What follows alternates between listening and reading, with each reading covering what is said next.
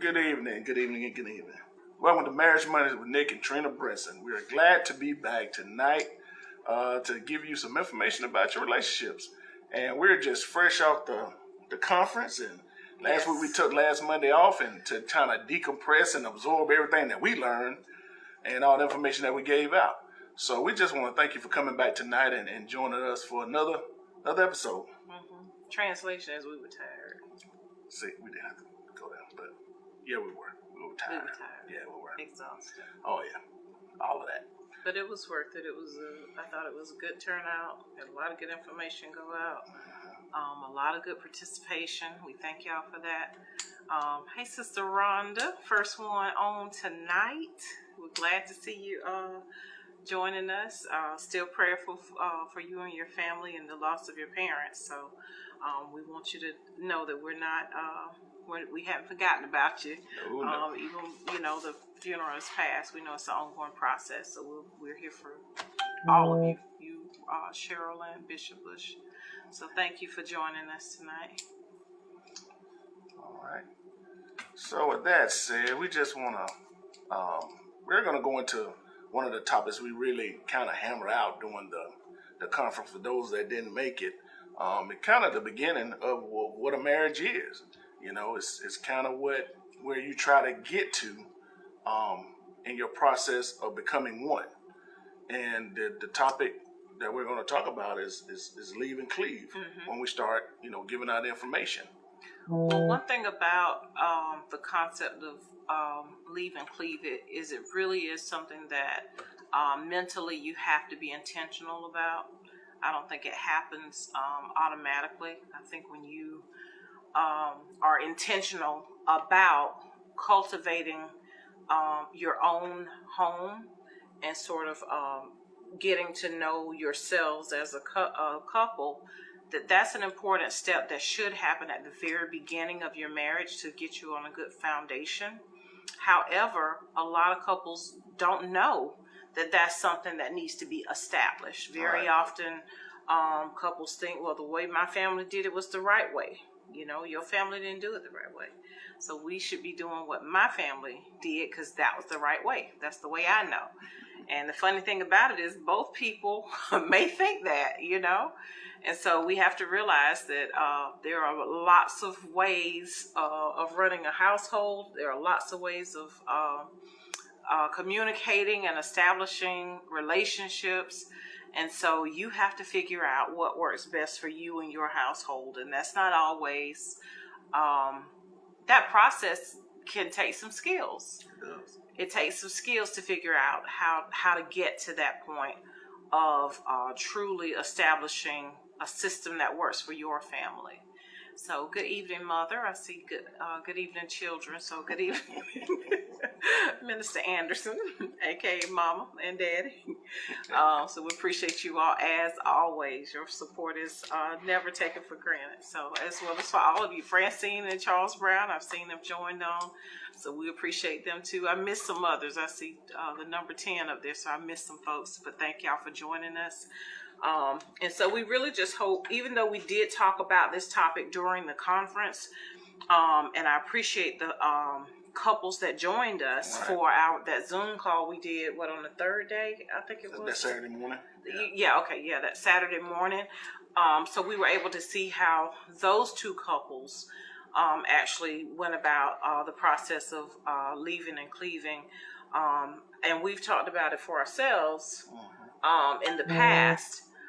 But we really want to give you some tools to kind of send you on your way.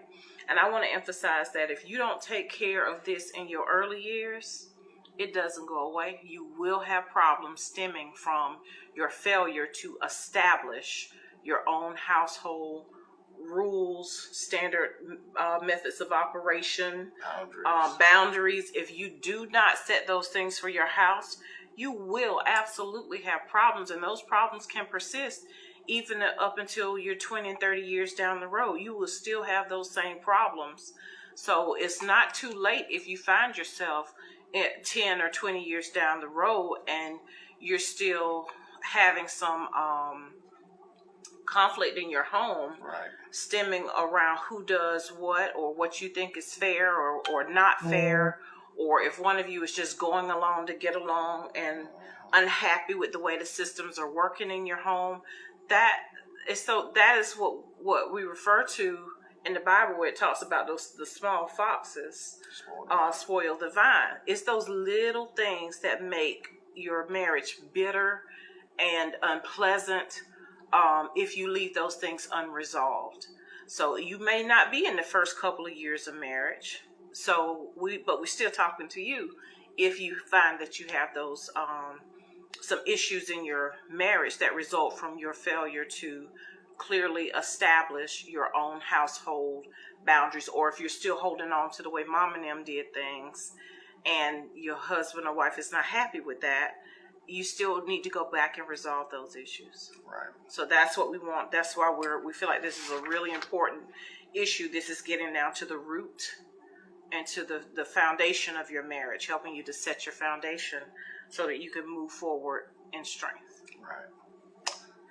So the basis of the scriptural basis tonight that we're going to come from, and it's one of the bases that we had during the conference, is Genesis 2:24. Therefore shall a man leave his father and mother, and shall cleave unto his wife, and they shall be one flesh. Can I share with you, because we're using my phone? Okay. Thank you. All right. So we're going to talk about practical things you can do to achieve leaving and cleaving. You know, these are not the only ones that you can do, but these are the ones we're just suggesting tonight. When you say there are other things you can do, you know, and we'll get into that topic of discussion. Physical distance. Moving away can be a good way to leave and cleave. That's what we did. And I was just gonna say that we actually during the dating years, and we knew that, you know, we were gonna be husband and wife one day. We came up with 3 places we wanted to live. To consider To live. And we knew that putting physical distance between our homes, which was Statesboro for me and Waycross for Trina, and making our own little nest. Not that we hated our parents. Our parents really wasn't in our business like that, you know, and they still aren't today. But we knew that we need to go somewhere where we could build a life together. So we physically chose to leave our homes and make a home somewhere else for the both of us and our girls. So we actually chose that. Well, and we were both in college. So it was a decision that we were going to have to make individually, even if we weren't together. We had to choose where we were going to live. We were both at that stage in our lives. But because we already knew before we finished college that we were getting married, we were officially engaged. I was finishing grad school and he had finished and already started teaching when we got engaged. But my graduate program was 2 years. So he had to wait for me to finish. So what he did is he went back to his hometown and worked. But we knew that we wanted to, I had to pick somewhere that I was going to work. Where was I going to apply for jobs? And so my decision and his decisions had to merge. Because we knew that we were moving towards marriage. And that was a decision we had already made by being engaged. And so when I started to look for jobs, I looked for jobs in those cities that he and I had considered where we would want to live. And we actually visited those cities on some weekends. Right. So I can remember going to, we considered Tampa. And I remember us going to visit there. We went a couple places. I don't even Tampa, remember. Charlotte, Tallahassee. Yeah. We went to several places and we just considered living in those spots. But you know, we were early in the spiritual understanding what God has for you. He'll make a way for you. We understood that real early. And just so happened where she was being, recruited, there was opportunity for me to work and coach. So, and that was in Thompson, Georgia, McDuffie County. She was being recruited as a speech therapist, and there was an opportunity for me to go over to Thompson and coach and work. So, and that was close enough to Augusta, which where we chose one of the areas. That's right. That we were like, okay, that worked out perfectly. Worked out perfectly. Perfect for us. Yeah. So, you know, when we chose to do that as a couple early in our relationship. Also, what it does is it creates a bond between you and your wife. Because if all you have is each other to talk to and to figure out things, but you just can't run to mama house. Right. You just can't run over there and see what daddy will say about this. You can't just run over to mama and get a home cooked meal. Somebody had to do that in the family. Figure it out. And so that's what we did. We had to I will say too, out. it's important not to be in a relationship situation to where the spouse is trying to isolate you from the family. That can be a dangerous situation. It needs to be a mutual decision that we will go in order that the two of us can be strong together. So it's not that, you know, the spouse or the husband is trying to control the other person, because that can be a sign of a dangerous or unhealthy situation where one spouse tries to get you away from your family so that you can be isolated and more easily controlled. At least that's evidence sometimes of an abusive relationship. So it needs to be that both of you want to learn to rely on one another and to build and become a part of a community where you can identify as an independent couple. So we're not telling you to move away, but that is one way that you can be intentional about leaving and cleaving. And you're still connected to your, you know, your primary family. There's a word for that type, that part, your immediate or your primary family, the family you're coming out of. You should absolutely still be connected to them, but your day-to-day decisions, you have to learn to lean and rely on one another. If you're going to refer to your parents for advice, it needs to be a mutual decision between the two of you. We are coming to you, my parents, asking for advice as a couple, not I'm coming over here to see what you say about it, mama, and then I'll see what he say about it. You know, that you start to undermine your relationship when you do things like that. Oh, yeah. You know, and so it's you just want to be pure in your intentions. And I don't, you know, I'm gonna say this: when you're in a situation where you're leaving and cleaving, and you're trying to grow as a couple, I'm gonna say there's nothing wrong with getting help from your immediate family. Even if you have to move back in for a little while with them. If you all agree. If y'all agree on that. And everything comes in agreement. Right. So, you know, as long as you agree on what you're doing, that puts God in the midst of it for him to keep his hands on it so y'all can grow together. You know, I had a young man telling me that they were considering moving to one of the parents' hometowns and because of some situations that's going on. And me and him had a short conversation about it. And for him and what he was telling me and the timeline that he had built into what they were doing, you know, my advice was, you know, do what's best for the family, as long as you and your wife agree. And that was my advice. You got to be honest too, though, because it can be very uncomfortable for the new wife to live in her husband's mother's home. It could be. That could be very uncomfortable. And it can undermine her position with her husband, because it puts her husband back in the position of a son. And that's not where you want your husband functioning. You don't want his primary function on a daily basis to be that of a son.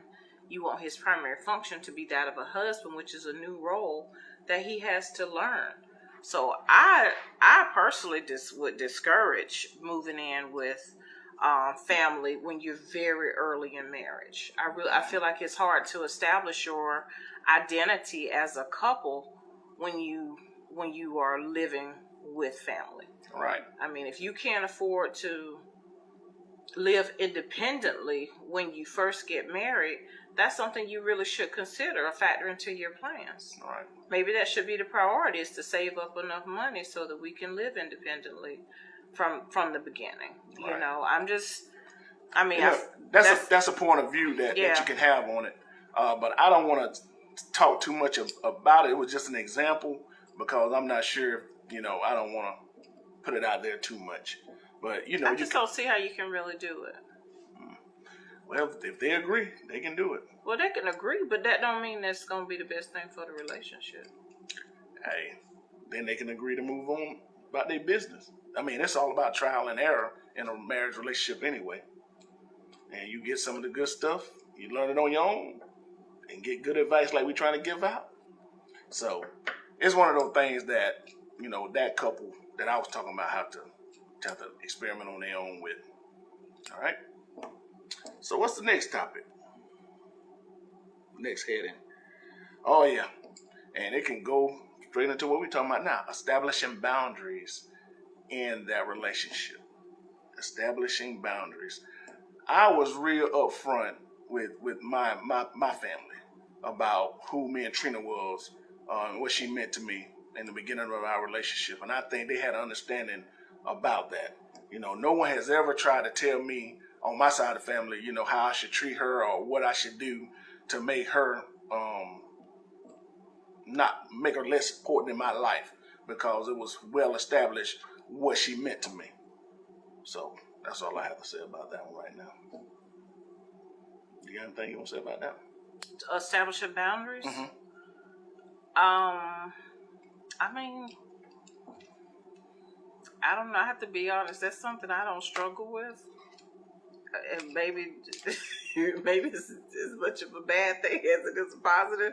Mm-hmm. But I just kind of live life establishing boundaries. I do think it's important on every level that you make clear what your boundaries are. I will say, I do think each member of the marriage should establish those boundaries with their own family. I think it becomes, it's more difficult and maybe more messy if I try to establish boundaries with your side of the family right away. I think initially you should establish those boundaries. And then if those boundaries are crossed, then yes, of course, I can speak up for myself with regard to that. But I do feel like it's in order for whoever the family member is to establish those boundaries with their own family. Right. You know. And when you establish boundaries, these are things you should do. You can keep personal issues between you and your spouse. Yeah. You know, what y'all are going through, you can keep those issues. That's a must, I think. A lot of people love to run to their parents for advice about their spouse. And to some degree, I think that can be a wise thing to do.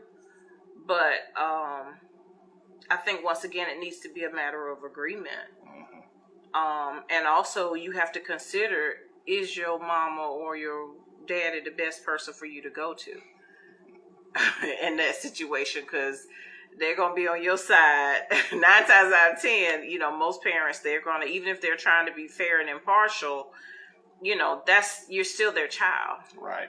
You know, and then sometimes you can forgive your spouse for something that your parents might not be able to forgive your spouse for.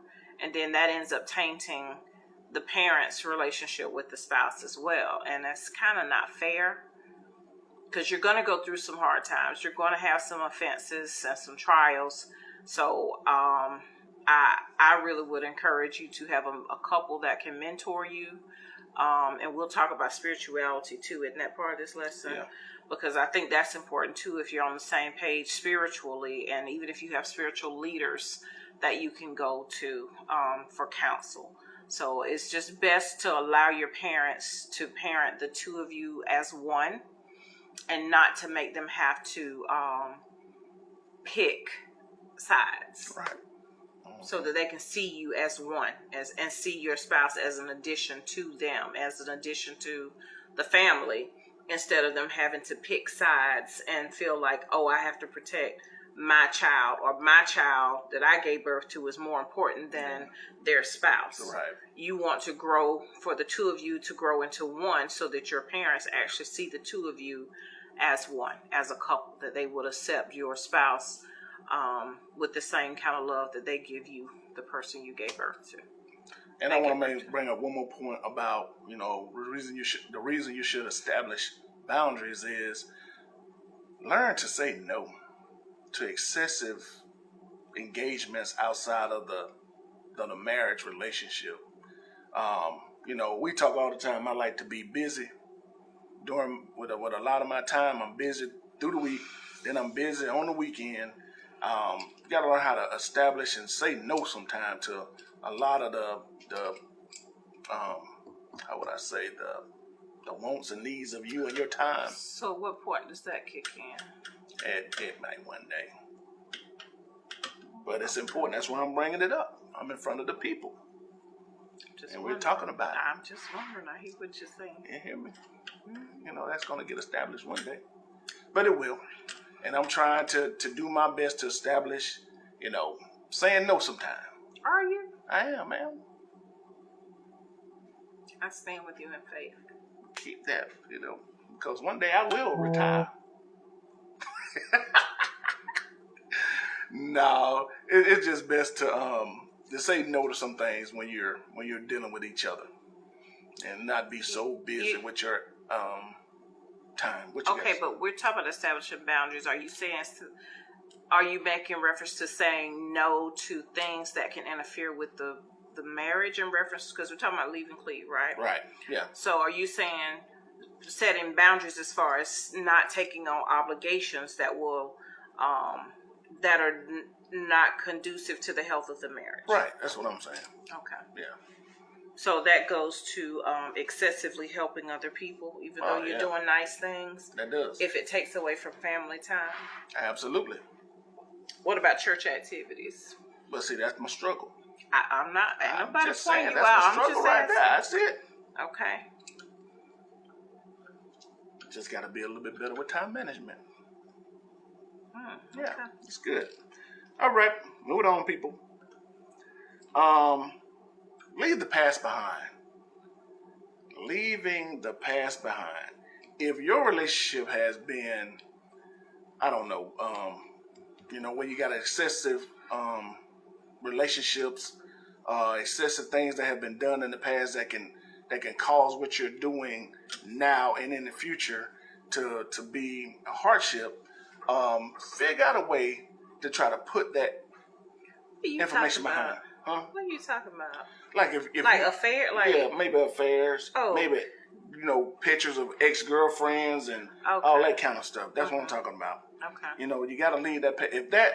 If the pictures that you have of ex-girlfriends or boyfriends offend your marriage or your spouse, you really need to consider getting rid of that stuff.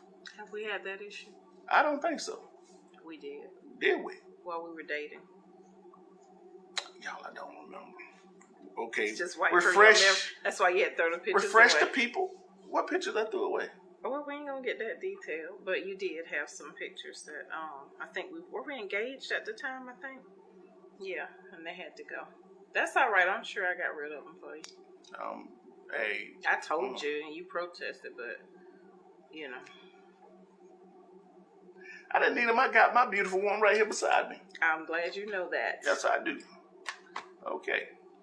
So that's one of the things that you need to do is get rid of excess photos of ex-girlfriends or boyfriends or, something that was created while you was in a relationship with somebody else. That kind of stuff can hinder the life that you're trying to build with the person you're leaving in Cleveland with. Mm-hmm. So, that's I know we kind of made light of that just then and we were dating at the time, but that can be a serious topic. It really can. It really can. And I know for some things you want to keep like for sentimental value, but you really do have to make a decision that if your spouse truly has a problem with it, then, you really do have to decide that your spouse is more important to you than the stuff that has sentimental value to you. It sounds kind of harsh, but and it'd be nice if your spouse were mature enough that it didn't bother them or whatever. But early on in your marriage, that might not be the case. Right. And so you really do have to take that into consideration because do you really want to fight to hang on to the past at the expense of your future and your present peace? It's just not worth it. It's not. And if you find that you can't get rid of the stuff, or you just need to talk, consider counseling.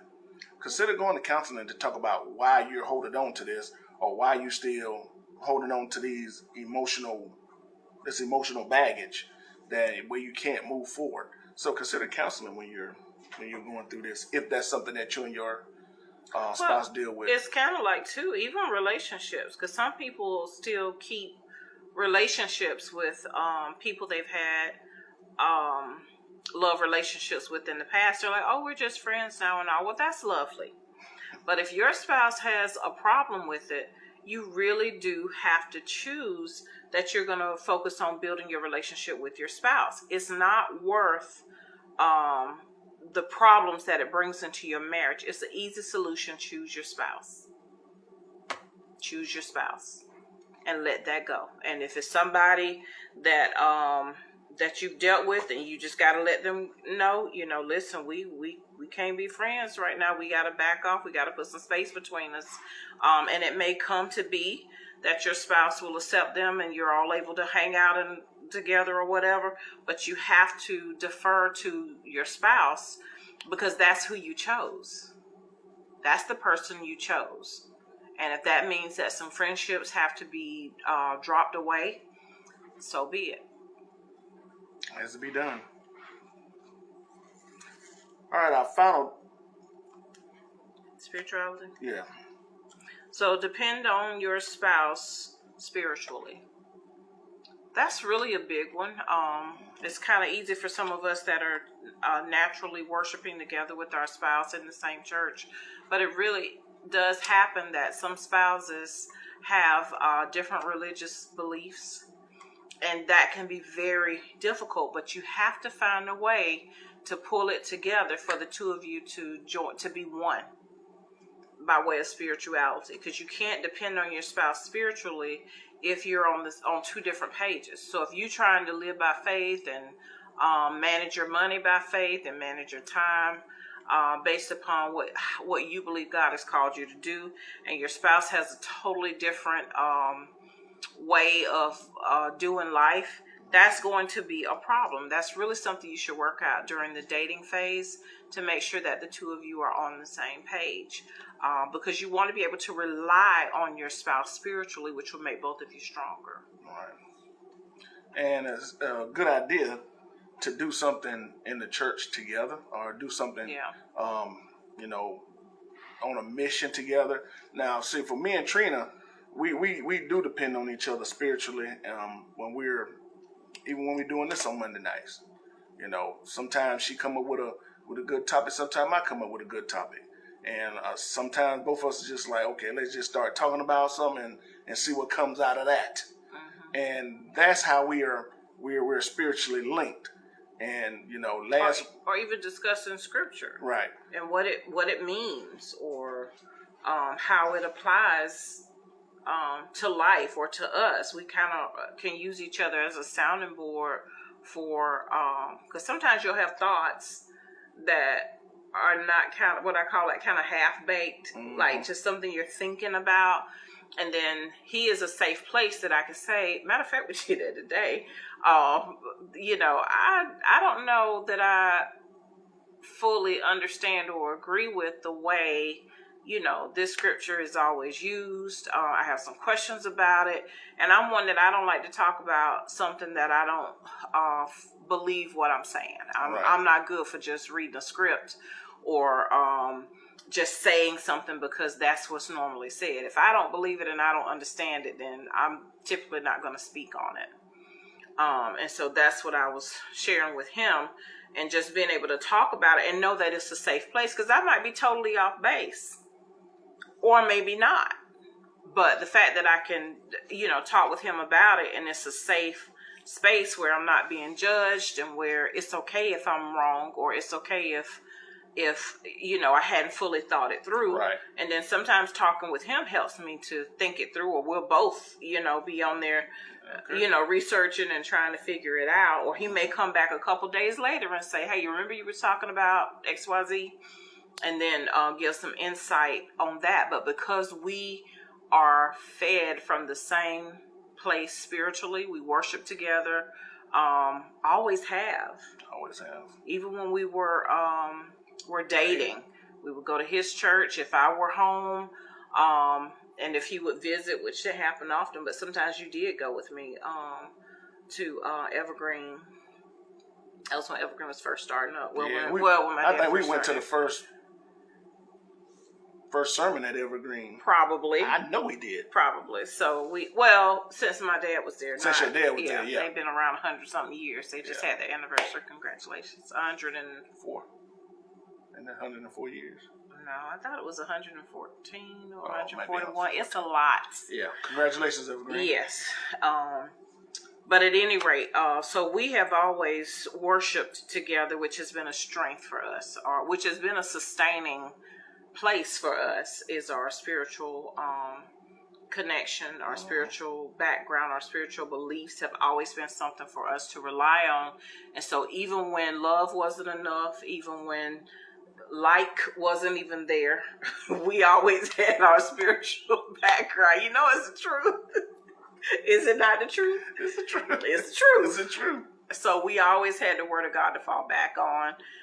And that's what has sustained us. So we encourage you that in those early years when you're leaving and cleaving, let that be something you're intentional about, is to get on the same page spiritually, cultivate spiritual belief. 141 years. Thank you, Mama. 140. That's amazing. That's amazing to have a church history that for that long. So anyway, so getting on the same page spiritually is something you should do intentionally, especially in those early years. Right. And if you're further along in your marriage and that's the point of contention, it's going to be a continual point of contention until you find a way to get on the same page spiritually. You have to get on the same page spiritually, and that may look differently in different households. So we're not going to sit here and tell you got to go to the same church, you got to do this, you got to do that, That's not what we're here for. Our job is to let you know how important it is that you're on the same page spiritually. So it's up to you to figure out how to make that happen. Yeah, and the two couples that we talked to in the marriage conference, that was one thing that both couples, even the young couple that had been married 2 years, that was one of their strengths. The fact that they believe in what God has directed them to do. Right. And of course, my mother and father, Pastor Nathaniel Anderson, Emily Anderson, they have always grounded their relationship on the Word of God. So, with those two extremes, and that's what we do, there is success in having God first. Mm-hmm. That's where a lot of success comes in at. On the same page. Mm-hmm. So we hope that those little tidbits are helpful to you, whether you're newlyweds or if you've been in the game 30, 40 plus years. Sometimes you can kind of shore up those weak places when you're intentional about those areas, your spirituality. There's really a lot more, because finances really should have been in there. You have to get on the same page financially when you're talking about leaving and cleaving. How you manage your finances. And I guess you said at the beginning that this is not a comprehensive list. This is just a little tidbit to get you thinking. But you do have to get on the same page. What did we say? Spiritually. What else? Spiritually, leaving the past behind. Okay. Establishing boundaries. And your extended family. Physical distance from your extended family. Mm-hmm. Yeah. So we hope that's helpful. Yep. So that is our time tonight. And that went pretty smooth. I thought that was pretty good lesson tonight. So you got any closing remarks for the people? I do not. No closing remarks. With that said, from the lady and the coach, we love y'all. Good night.